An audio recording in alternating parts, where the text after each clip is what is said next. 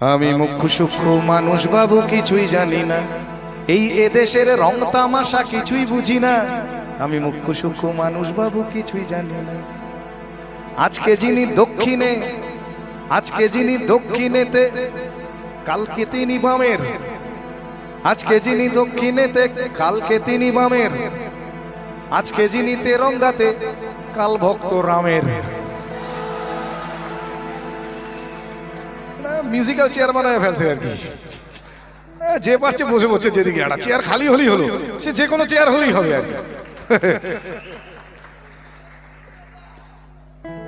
আজকে যিনি দক্ষিণেতে কালকে তিনি বামের, আজকে যিনি তেরঙ্গাতে কাল ভক্ত রামের। কে যে কখন কার পেছনে, কে যে কখন, এখন সবাই সবাইকে শেল্টার দিচ্ছে, হচ্ছে না? এখন কোয়ালিশন হচ্ছে, এ ওর সাথে গাঁট বেঁধে ফেলছে, ও ওর সাথে ফেলছে। কে যে কখন কাকে শেল্টার দিচ্ছে বোঝা যাচ্ছে না। কে যে কখন কার পেছনে বুঝি না কে খাঁটি, কে যে কখন কার পেছনে বুঝি না কে খাঁটি। আসলে আসলে সবাই সবার পেছনেতে সবার হাতেই কাঠি।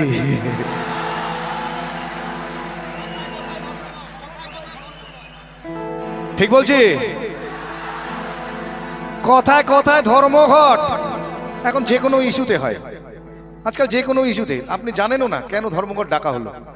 একটা অর্গানাইজড ফোর্স হলেই হবে আর কি। আমি তো ভাবছি এবার ডাকাতরাও ইস্যু করে বলতে পারে, এলাকায় প্রতিরোধ হচ্ছে, ডাকাতি করা যাচ্ছে না, ঠিক হচ্ছে না, এই চল তোরা বন্ধ রাখি। দেখবেন ওরা নিখিল ভারত ডাকাত সংঘ বলে একটা দল তৈরি করলো, ডাকাত অ্যাসোসিয়েশন বলে। দেখবেন ও তখন পুলিশই প্রোটেকশন দিচ্ছে, হ্যাঁ ওনারা বন্ধ রেখেছে, আসবেন আপনারা বেরোবেন না, এটাই করে দেবেন। খালি অর্গানাইজ হতে হবে। কথায় কথায় ধর্মঘটার সবাই ধর্মঘটি, অধার্মিকের ধর্মজ্ঞানে স্লোগান স্লোগান আর স্লোগানে গোলক ধাঁধায় ঘুরে আমার হারিয়ে গেছে ঘটি।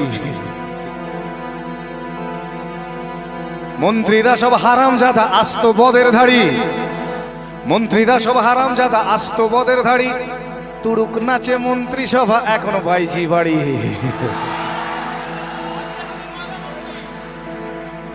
আজকে যিনি কয়লা মন্ত্রী, আজকে যিনি কয়লা মন্ত্রী কালকে দেখেন শিক্ষা।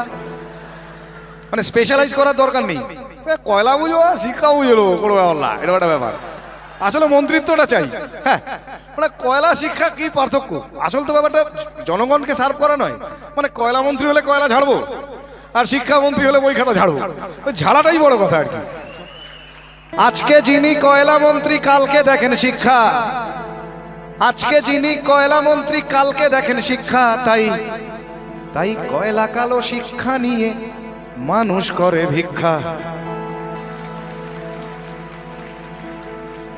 আর মানুষ চালাও মাথা মোটা। নিজেদের সম্পর্কে এর চেয়ে ভালো কমপ্লিমেন্ট আর দিতে পারলাম না, এর চেয়ে প্রচুর খারাপ দেয়া যায়, এর চেয়ে ভালো আর কিছু নেই। আর মানুষ চালাও মাথা মোটা, ভোট দিতে যায় নেচে। দেবেন না? এই তো আসবে আবার। কোথায় যাচ্ছেন? যাই একটু ভোটটা দিয়ে আসি। কোথায় যাচ্ছেন? ভোটটা দিয়েছি। আগের দিন মাংস টাংস কিনে বৌদিকে বললাম একটু ভালো করে আদা দিয়ে বেটে, ওটা দিয়ে ঘেটে, ওটা দিয়ে চেটে একটু বানাও, ওটা খেয়ে তাও যাচ্ছেন ভোট দিতে আর কি। করে ভোট দিতে গেলেন আর কি। কি হচ্ছে? গণতান্ত্রিক অধিকার, হ্যাঁ বুঝলেন কিনা না? এই ব্যাপারে আমার একটা ঘটনা মনে পড়ছে। এই লাস্ট কর্পোরেশন ইলেকশনে আমাদের ওখানে একজন জিতেছেন। কেউ জিতেছে, এবার দেখা যাচ্ছে ওই জেতার পরে যেটা হয় তাসা ফাঁসা নিয়ে বেরিয়েছে, আবির্ভাব কাড়াক ঝিং হচ্ছে খুব, হ্যাঁ বেরিয়েছে আর কি। তো দেখি আমারই চেনা একজন নাচছে, তো তাকে আমি জিজ্ঞেস করলাম, নাচছিস কেন? এমনি জিজ্ঞেস করেছি, নাচছিস কেন? চলো কাকা নান্টুদা জিতে গেছে। তাহলে আমি বললাম নান্টুদা জিতেছে তো তোর কি? বলে কাকা পল্টুদা হেরে গেছে। আলো পল্টুদা হেরেছে তাতেই বা কি হলো? বলে পল্টুদা চোর ছিল। আলো আর নান্টুদা? বলে নান্টুদা আরো বড় চোর।